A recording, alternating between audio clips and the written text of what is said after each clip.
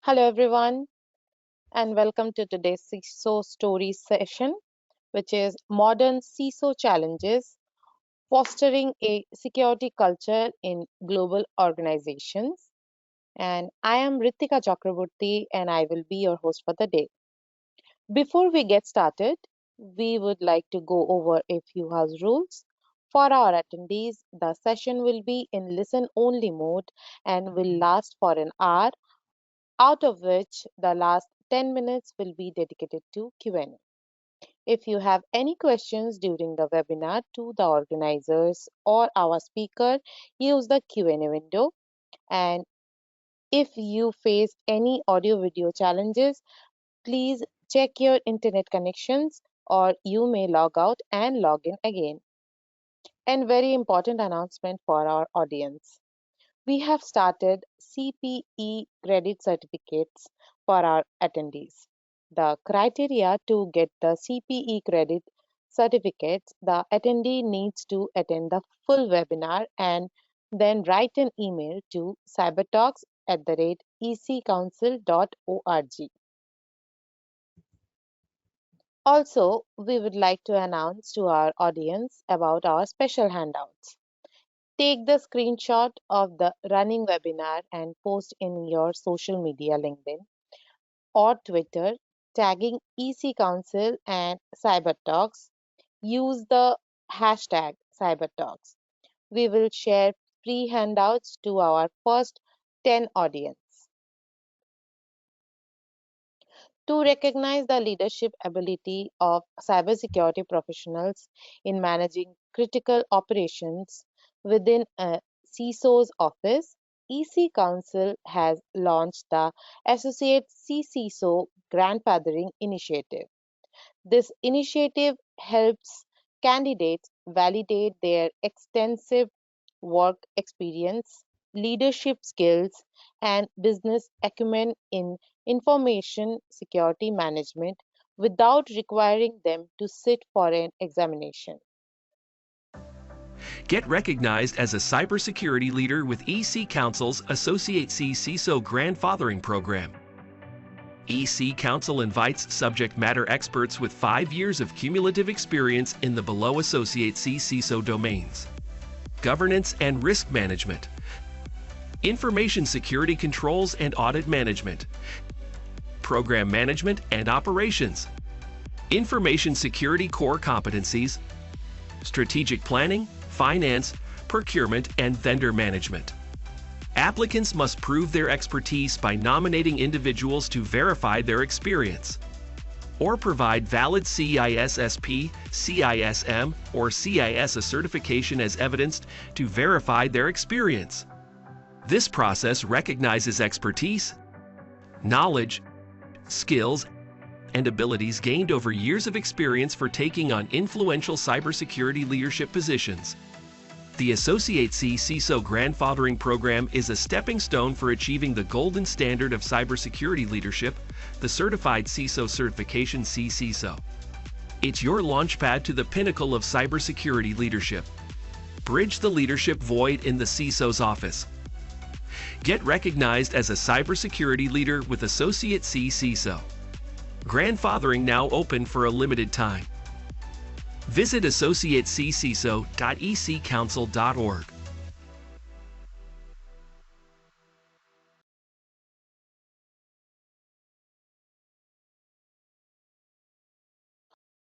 To learn more about the Associate CCSO Grandfathering Program or to submit your application, please visit the link shared in the chat section.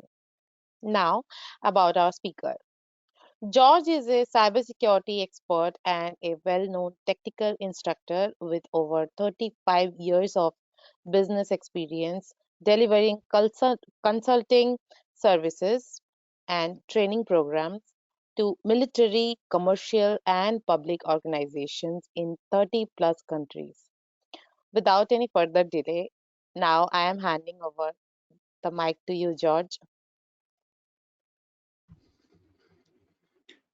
Hello, everyone. Thank you very much for joining our session. Just a few words about myself. I'm working for a long time in cybersecurity field.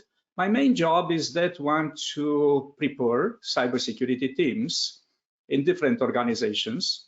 I'm preparing the blue team people, I'm preparing the red team people, I'm preparing the purple team people, simulating complex attack scenarios.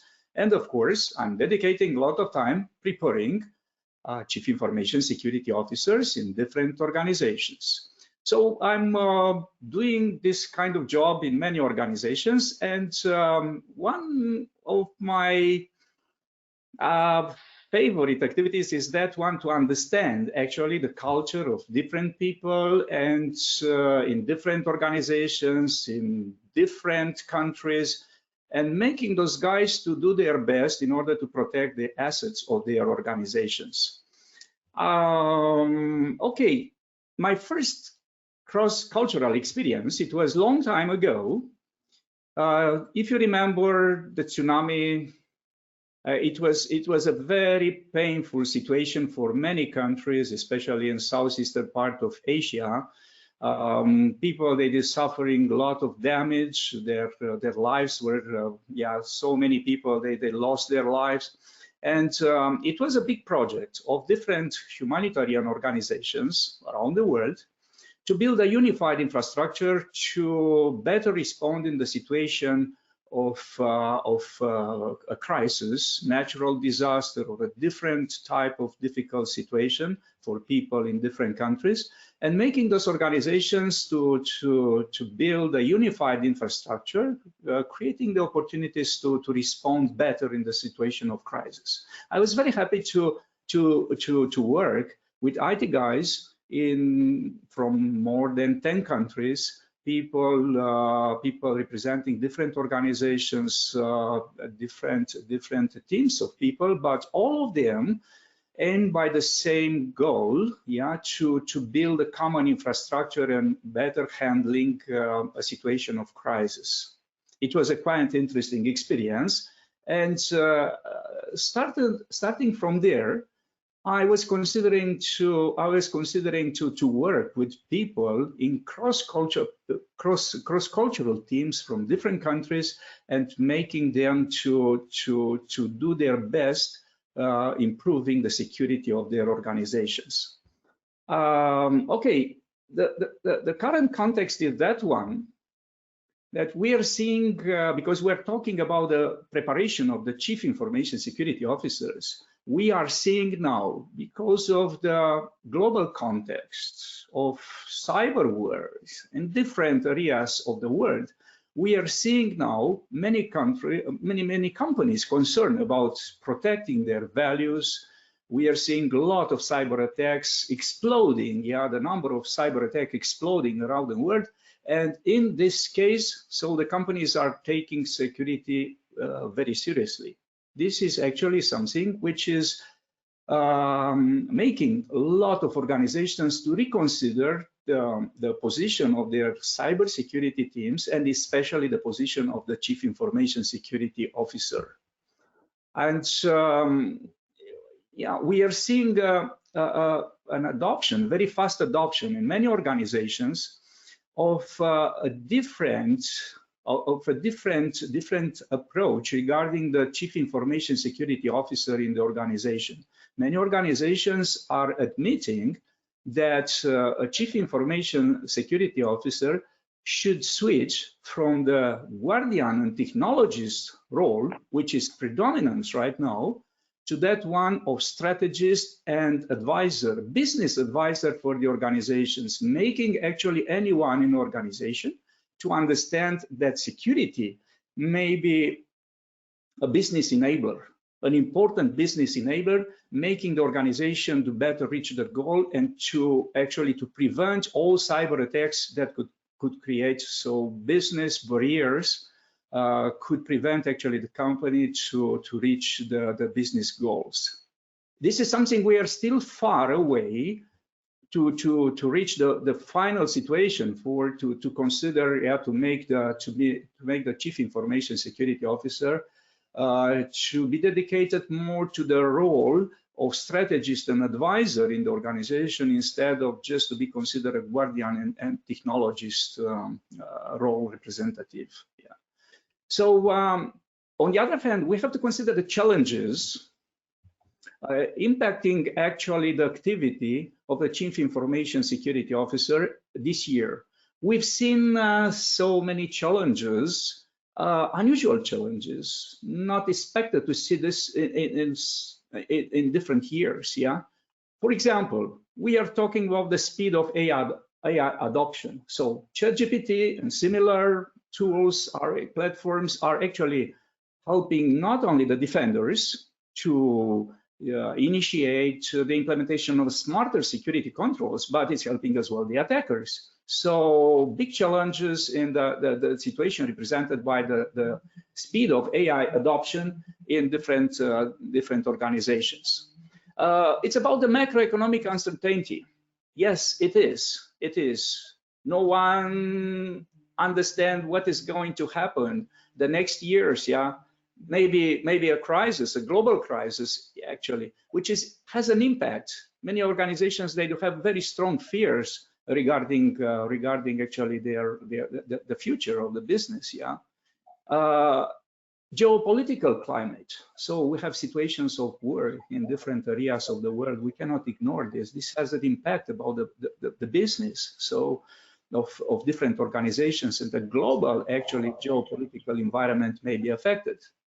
Another very typical situation, it was that one of the layoffs in many technology organizations. So many people to vendors, including security providers, they lost their jobs. Yeah, we have to understand this. We have to do jobs of higher complexity with less people in many organizations. Yeah, this is something that those are the major challenges affecting actually the activity of the Chief Information Security Officer in the organization. So this is like a summary, a conclusion. Yeah.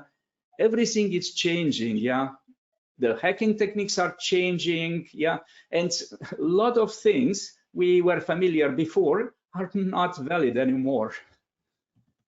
We have to change the approach, definitely.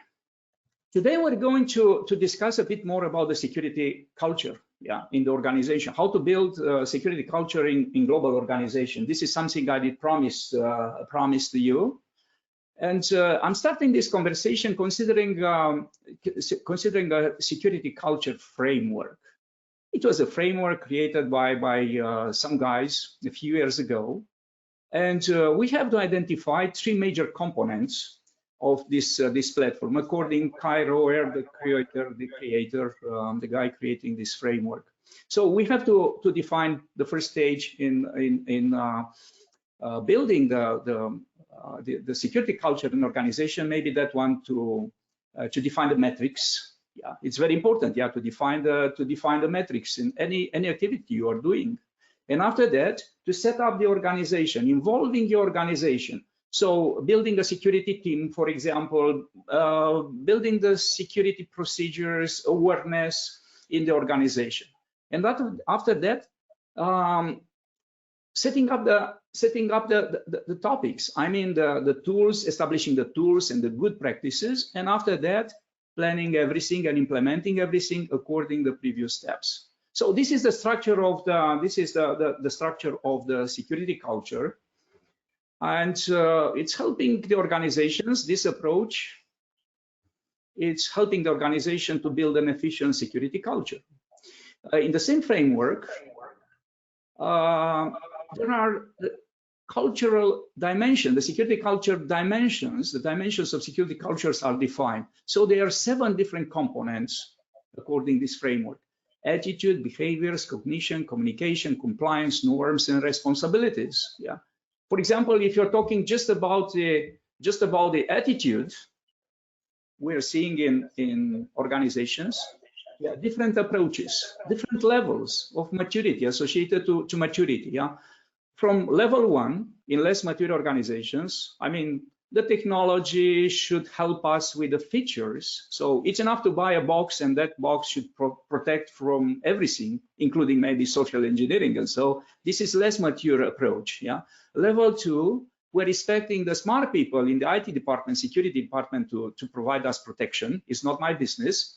Level 3, the management of the organization should care about this. I'm an information worker. It's not my job. Security is not the top task in my job. And the more mature level, not so many organizations are reaching this, unfortunately, but this is our goal, yeah, to see more and more organizations reaching this level. Cybersecurity is everyone's job in an organization. So this is just about one of the dimensions included in this security culture, in the list of security culture dimension to consider, yeah, and to implement additional specific security controls for each to make assessments and to try to improve the situation. For example, if you're talking about compliance, yeah, there is conversation about this because everything should be compliant according to the regulations, according to best practices and recommendations. We have norms related to this. And for example, a common model in security culture evaluation, it's this maturity model, security culture maturity model, which is following actually the model of CMMI, capability maturity model integration. I guess you are familiar, anyone familiar with this model, and we have different levels of different current status, levels of current status of security culture in organization, from level 1, just basic compliance, to level 5, sustainable security culture. And you can see in this representation why it's important to reach a superior level, level 4, ideally is level 5, because you are seeing, yeah, with the dashed line, it's actually the relative, the breach likelihood and the cost of remediation. It's dramatically decreasing if the organization is reaching one of the superior levels in the security culture maturity model. This is a strong message, should be a strong message for the management of the organization. But you know, one of the most important issues we are talking about in building a mature security culture in organization, it's that one of people. And I'm talking especially in our conversation about the people which are involved in security teams to protect our assets, to implement security control, to check the implementation of security controls, to help people, yeah, to be familiar with the protective strategies, protecting the business, helping them. And those are actually the specific traits that we are expecting from some people working in the cybersecurity activity in an organization. So you can see there are a lot of requirements. So it's important to work with quality people, trained people.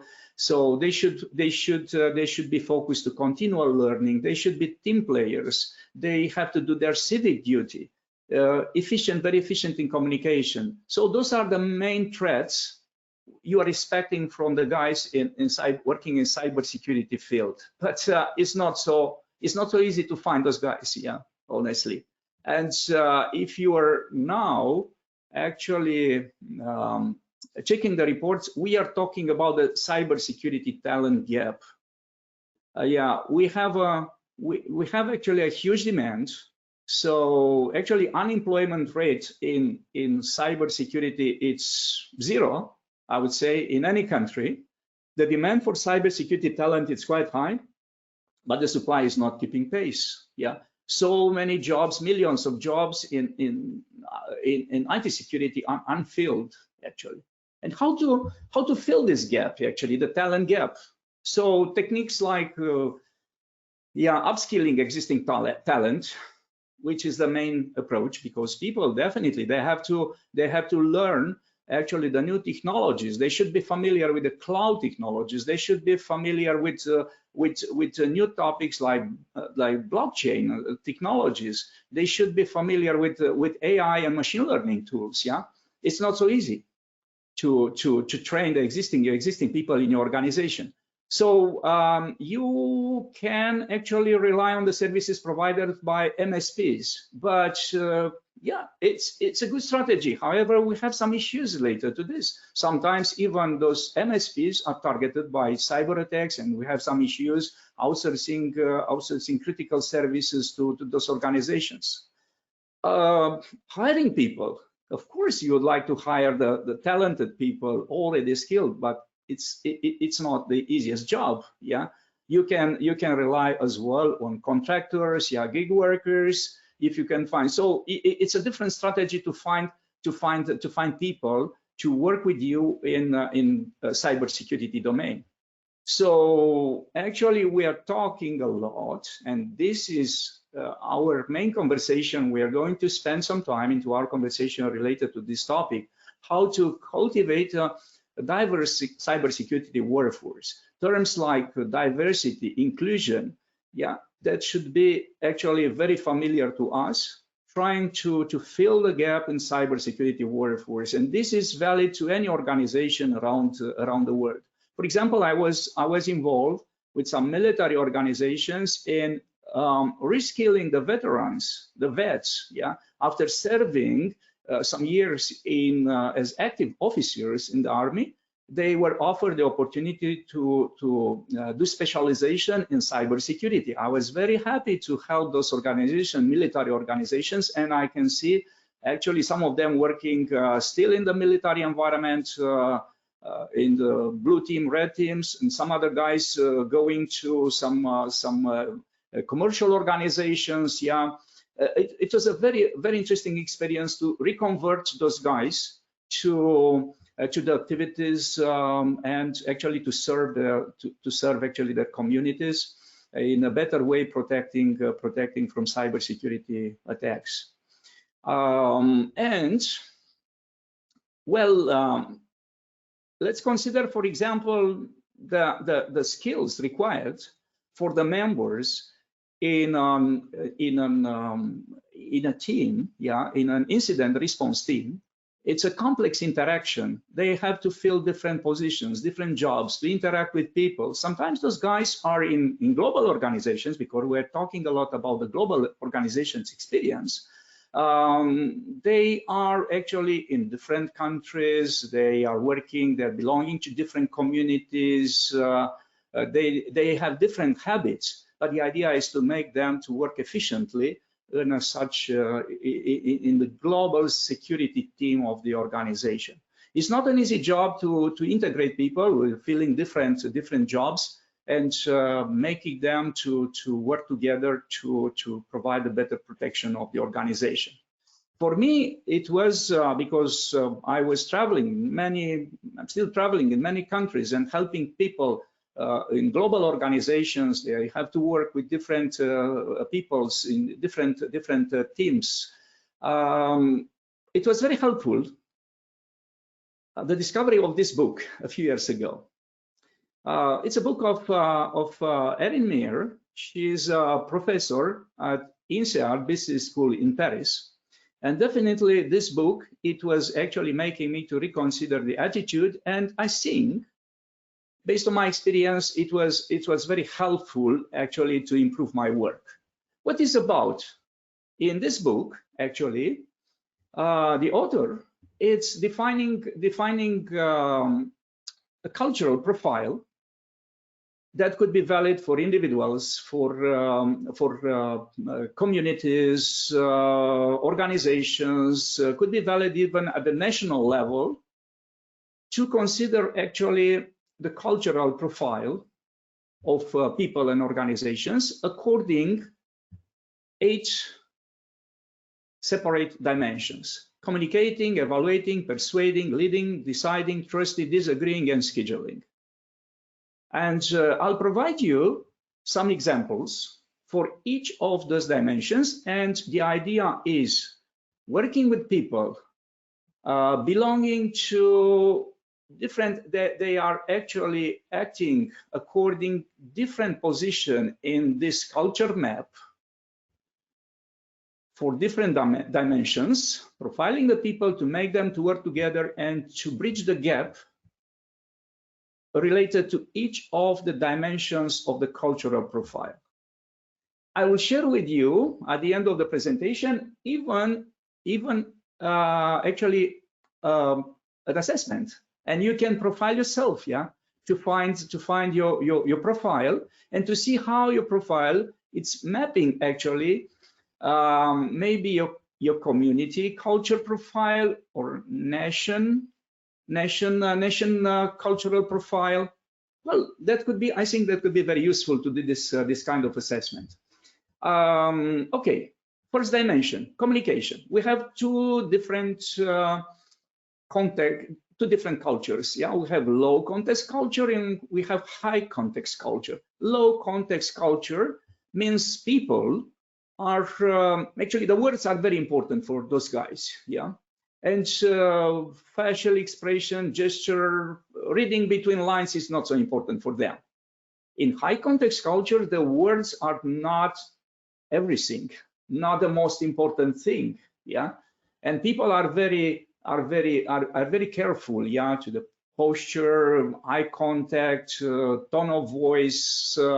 It's very important. Not the words are the most important thing in the communication. They want to see each other, they want to interact. Gesture is very important. And you can see at the bottom of the page, you can see actually which typical national culture it's assimilated to low context culture or to high context culture. Well, there is nothing offending, yeah, if you are in any position in this representation. So there is no good or bad actually situation. The only thing we have to understand each other and to enable a more efficient communication process between us, again, bridging the gap in the communication. So, and you can see, for example, some countries are here, low context culture. For them, just reading an email with instruction, it's enough. But some other guys here in the right side, yeah, for them, the words are, again, not very important. They want to talk each other. The gesture is very important, and so on. Even if we're talking about the words, they do have different meaning. I have a funny translation guide here. So, again, no offense for anyone, I hope, but when the British are saying something, okay, maybe they mean something different. A German guy could understand something else. In Singapore, yeah, a different meaning, and in US there is a different, again, meaning maybe to the same words. Yeah, you can see here at the bottom when someone is saying you must come for dinner, but you'll never get an invite. This is the real meaning.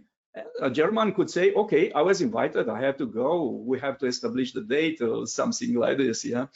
Well, this is funny. I think you are familiar with this. It's just a joke. But the most important thing is that one to try to bridge the gap in the communication. For example, when you're talking from a high context culture to the guys in a low context culture, yeah, you have to read between lines. Actually, you have actually this is the philosophy of high context culture. Yeah, read between lines. Body language is very important. Asking the open-ended questions. And when you're talking from a high context culture to people assimilated to low context culture, you should be very clear and transparent. Recap in the end.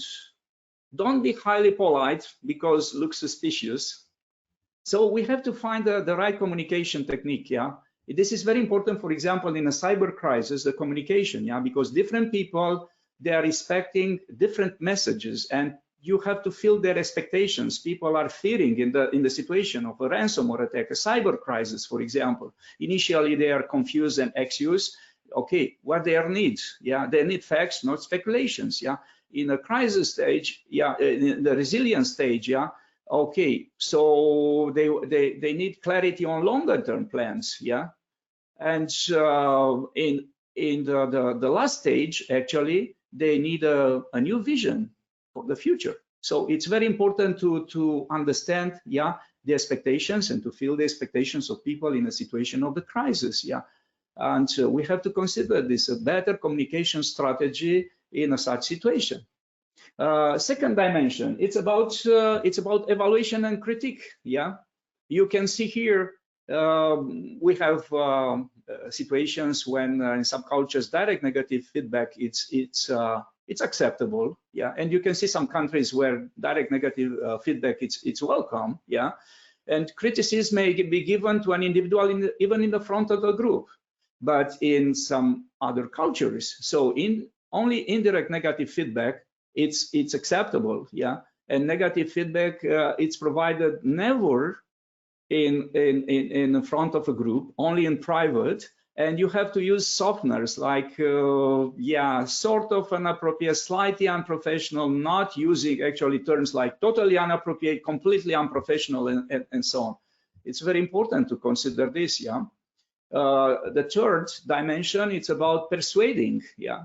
Some people, before inviting them to fill a job, you have to you have actually to explain the principles first culture, yeah, to actually to tell them to explain the philosophy, why they are doing some jobs. For some other guys, application first, they are actually they are not open to philosophical discussion in a business environment. They don't want to, you're just giving them the job and they're going to do the job. They are not accepting too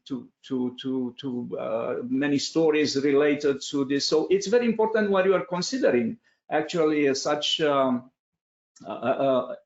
especially a mixed environment in an incident response team, for example, including people from different countries.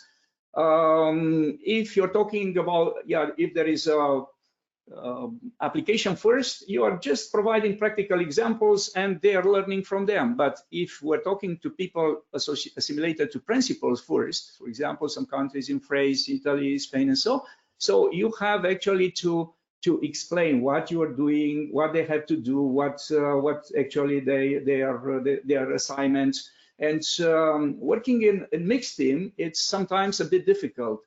You have to create smaller team and with smaller difference possible, and you have to cycle back and forth between theoretical principles and practical examples. Yeah, this could be an efficient strategy, working with the mixed teams of people.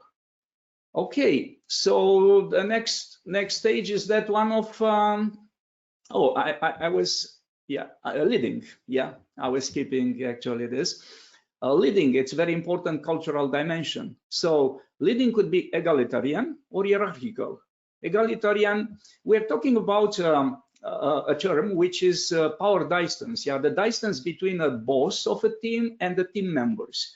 In some cultures, this distance is quite big. Yeah, between the boss and the team members.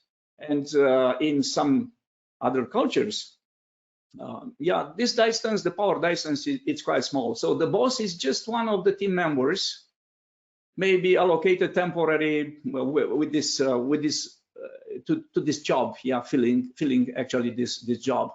And it's very important to consider this in a team of incident response, for example, cybersecurity response team. People, all of them to be invited to have their own contribution, to have yeah, to have a position, each of them. So organizational structures are flat and status is not so important. I mean, the position could be temporary and so on. And just to provide you an additional example related to this, we had some issues, for example, in yeah, in some situations, piloting a plane, yeah. For example, Boeing and Airbus, actually, which are companies making the airlines located in a small power distance countries, and they're considering the job of piloting a plane fulfilled by two guys with equivalent position. Even there, one is the boss, the commander, and another one is the first officers. But typically, actually, the commands are designed in a such way that one of the pilots could correct the activity of some other guys, which is not acceptable in some cultures. And for example, Korean airlines, because in Korean culture, actually the power distance is quite big. Actually, there were some issues because the first officer, for example, it was not correcting the mistake made when piloting the plane by actually the commander. So there were some issues. Anyone, yeah, it was necessary to follow a training related to this to avoid any situation that could be an accident or so. Well, sorry yeah, sorry for exiting from the, it was a small accident, yeah, not generated by cultural issues, but the technical issues. Yeah, we are here. Yeah, we are again in the full screen. So deciding, it's another cultural dimension. So about deciding, process of deciding may be consensual or top-down. Yeah, decisions are made in the first situation are made in groups, unanimous agreement, and top-down, usually the boss. You could imagine in a incident response team, for example, this strategy is not the best. Yeah, this approach, people to wait for the decision of the boss. In an incident response team or a pen testing team, a security response security team, actually you are respecting actually the decision. Anyone to bring the contribution, yeah, even someone should take actually the decision, but should be actually the unanimous agreement, yeah, consensual agreement. This is the best. We have actually the situations with when leading, for example, in some cultures, like Japanese culture, for example, it's an hierarchical structure. So actually the leading is top down, but in the same time the deciding process is consensual. So the decision belongs to the boss, but the boss is listening to the opinions of all the other members. In the same time, in some cultures, yeah, because even actually there should be a consensual approach. The boss is trying to go for a consensual approach. Definitely the decision should be made by the boss, and actually you are soliciting the feedback if you are actually the back, but you go for a fast decision, because otherwise you'll be considered an indecisive leader. Okay, this is negative, could be negative. Okay, so trusting, another very important component. Trusting is definitely one of the most important cultural dimensions. Yeah, we have two types of trusting relationship. Yeah, test-based trusting. I mean, we are working together. We are doing good work consistently. I mean, I'm trusting you. We're working the same team, and we're trusting each other. In relationship-based culture, actually the trusting, it's something which is not instantly generated. It takes time, yeah, to know each other, to spend some time together, to have some drinks after works, and so to have a lot of conversation. And after that, I'm starting to trust you finally. Yeah, actually, I know others trusting you, I trust you. So it's a different approach, yeah, of trusting. This is very important because sometimes we are working in the same team, we are working from different countries, and we have to trust by default each other. This is very important in cybersecurity. Disagreeing, yeah, disagreeing could be confrontational and or avoiding confrontation. So, you know, in some cultures, it's a very popular sentence saying, okay, we agree to disagree. But in some cultures, this is not acceptable. Yeah, and you can see the countries belonging to each of those typical cultures. Yeah, people in different cultures. So disagreement and debates are considered negative in some cultures. They're avoiding direct confrontation. And this is negative for the team of organization. Yeah, it's open confrontation. It's inappropriate actually, and it's considered to have a negative impact in the relationship. Okay, scheduling, the last one. It's very important as well. So we have two types of scheduling approaches. In monochronic cultures, Yeah, people are, yeah, they do have a particular approach. They are focusing one time to a particular job. They are actually, the jobs are approached in a sequential fashion, one thing at a time, no interruption, okay, sticking on the schedule. They are paying respect to the schedule. In some other cultures, okay, the time is very flexible. You are expecting people to fill the different tasks and jobs in the same time, but the time it's relative. Yeah, the starting time of meeting, if you are scheduling a meeting at 4, for example, in monochronic culture, the meeting should start at 4. But if you are considering a polychronic culture, so starting a meeting after 15 minutes or even half an hour is considered as being acceptable.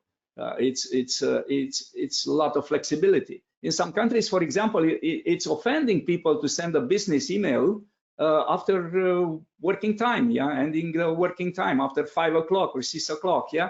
But talking to some other people, I do realize, for example, even my experience, considering the time difference, I understand for them it's midnight and they're still open to have business conversation, to send messages, to solve the problems. So this is something we have to understand, this combination between monochronic cultures and polychronic cultures, to understand actually the approaches, specific approaches to people in different, belonging to different countries and cultures. I did promise you this. This assessment. You can take actually a picture of the QR code.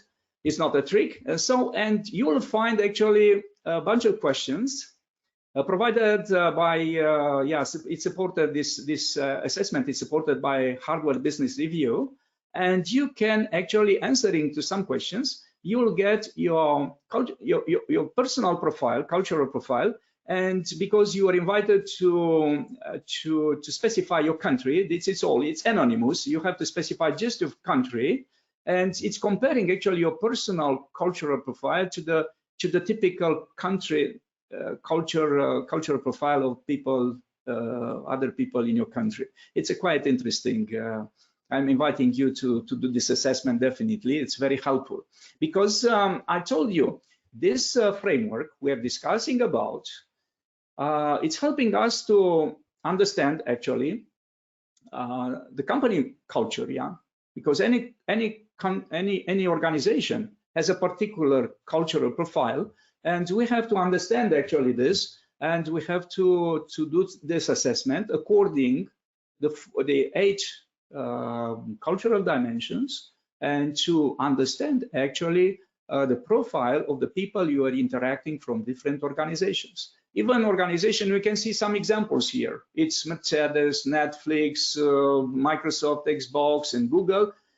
Even all of them, they are global organizations, and apparently they have maybe even similar charts in a lot of situations, but actually the cultural profile is completely different. When preparing for the meetings with people in different organizations, interacting with your suppliers, your customers, for cybersecurity services, for example, you have to profile them before scheduling a meeting with them, before cooperating with them. It's very important to be able to profile actually all people you are interacting and organizations actually you are interacting.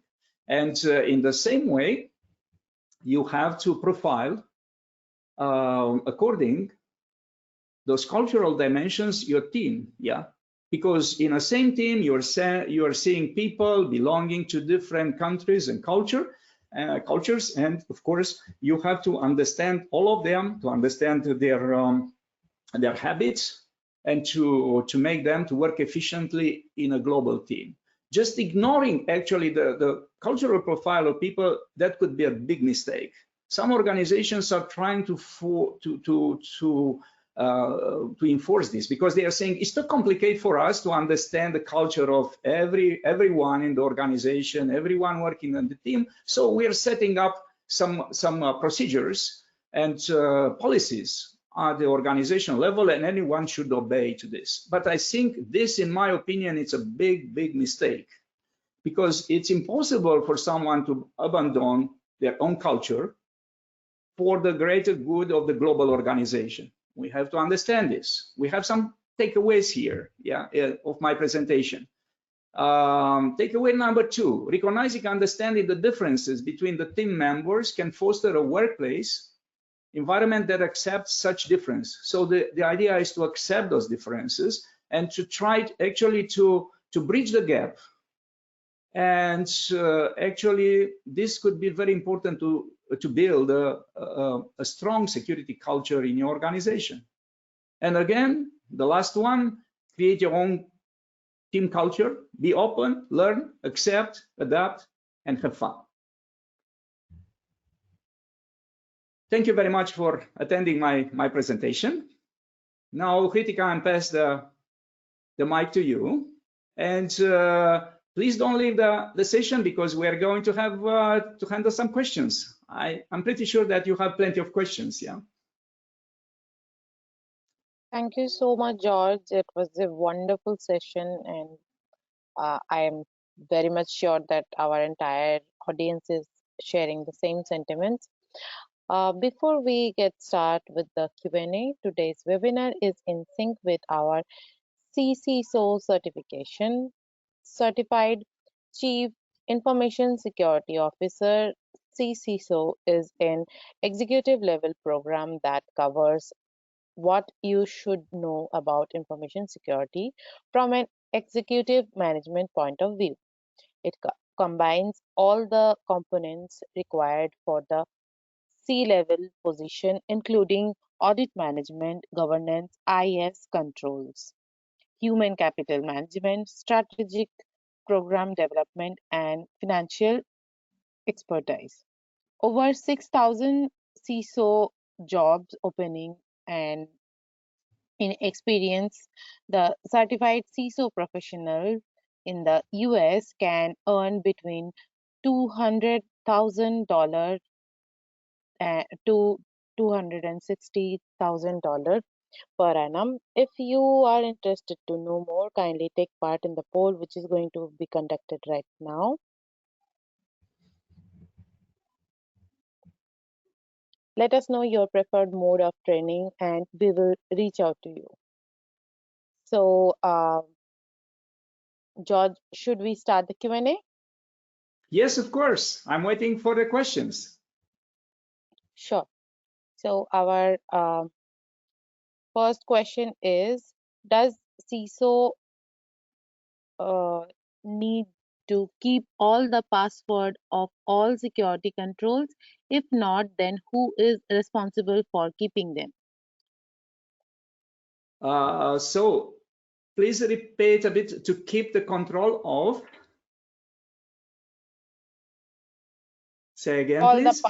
the question is, does CISO need to keep all the passwords of the security controls? If not, then who is responsible for keeping them? Oh, okay. Now I understand. Of course, it's about the keep the keys or security keys in the full organization. Yeah, actually, no, it's not possible. So actually, the chief information security officer should not touch normally the operations activity. Yeah, maybe you remember my statement. I'm going there very quickly to this slide. Yeah, in my presentation, the 4 phases of the CISO, without ignoring any of those roles. So a CISO should switch actually to that position of strategist and advisor instead of guardian in technologies. This could be a very important switch. So the main issue regarding the activity of a CISO in an organization is that one is now focusing too much on technology and implementation of security controls. But instead, yeah, he will switch to another approach. Thank you. Thank you, George. Our next question is, how can a CISO contribute a security conscious culture in an organization? Should contribute, sorry, as a... The question is, how can a CISO contribute a security conscious culture in a organization? Ah, okay. So it's about the implementation of security culture. Yeah, I understand. Definitely, the Chief Information Security Officer is actually the main guy in this position to enforce actually the security culture in the organization, because Chief Information Security Officer, it's actually acting as a as an intermediary level, an enabler between the management of the organization and actually the technical teams. This is very important, yeah, because it's actually making the technical teams to understand the business goals of their activity, and as well including their contribution in building the security culture, and to make actually the business guys in the organization, including the board, their role, it's definitory, it's very important in defining the security culture. Security culture should be the job of everyone. And just to be more specific related to this, anyone should be familiar with the role in that actually activity of building the human firewall in the organization. So the security culture, anyone should be involved in as a contributor in defining and enforcing the security culture. For example, the contribution of the business guys in a situation, for example, which is a very common scenario of simulating crisis in organization. In a scenario of a ransomware attack, who is deciding we are going to pay, not to pay, we're relying on insurance, okay, the risk is acceptable. It's a business decision. It's we, the technical guys, we can provide to the business board of the organization all details of regarding the attacks, but the decision belongs to them. So enabling a security culture involving all people in the organization, it's actually the goal to actually making everyone aware and making anyone to be a contributor in implementation of security culture. But the CISO is managing actually this process, is supervising actually this process. Okay. Thank you for the answer, George. Our next question is how to create a positive and healthy security culture for your organization. Well, it's a very general question, yeah, very generic question. I would say to create a healthy security organization. For example, just analyzing the security framework, you have to adopt a framework. You have to adopt some rules, yeah, in your organization. And my presentation of that cybersecurity culture framework, I think it was relevant enough. You are just following.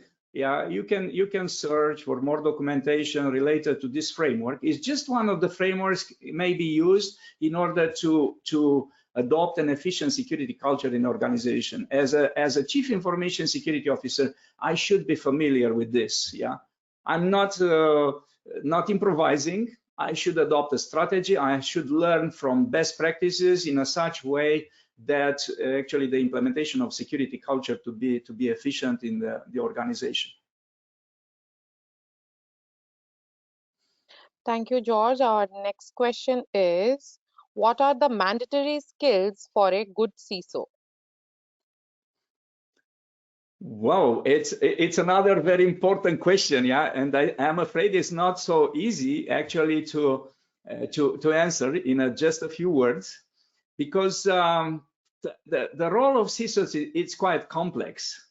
I told you we're moving from the role of technologists to that one of strategist and advisor, business advisor. So actually a CISO should be familiar with so many activities, should have so many skills. You know, the profile of a regular CISO is that one. Has a very strong technical background. Yeah, he was working in IT management, security management, maybe for some years, and now appointed in the position of Chief Information Security Officers. He should actually, it's expected, all people, including the management organization, it's expecting this guy, the Chief Information Security Officer, to be an expert in project management, implementation of security strategy, budget management, managing the suppliers, chain of suppliers. So many skills, and especially to be very efficient in the communication with the board, to understand the business goals of the organization. So there are so many skills required. And for this reason, I'm really appreciating the CISO program of CISO preparation program of EC Council that I'm delivering often, because there we are not discussing just about the technical skills situation, technical scenarios. We are discussing about project management, different skills required to a CISO to be efficient, and especially insisting in the strategies of communication with the board. Yeah, I think this is very, very important. Of course. So thank you for answering that. But right now, this is very interesting question. What is the disadvantages of AI on CISO? Oh, what are the disadvantages of AI? Quite interesting. You are right, Kritika. Quite interesting question. Yeah, disadvantages of AI. So you know maybe that some AI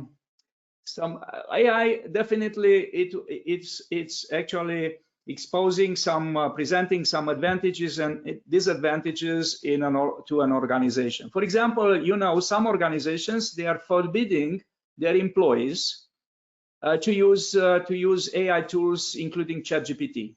Why? Because they are afraid that some people, including the developers, including the security guys, that they can make mistake. For example, in an organization, I read a case that some developers, they uploaded to ChatGPT the code they generated and inviting ChatGPT to fix actually the issues in the code. Well, it's a good feature provided, but in the same time, this is a big threat to the organization, because they uploaded, those guys, they uploaded sensitive programs, the source code of sensitive programs, it was uploaded actually to ChatGPT. That ChatGPT, it's actually a platform outside the organization. So there are some threats. Anytime you are actually outsourcing some activities, there is a big threat. You don't have full control who actually can get access to the code you are sharing there.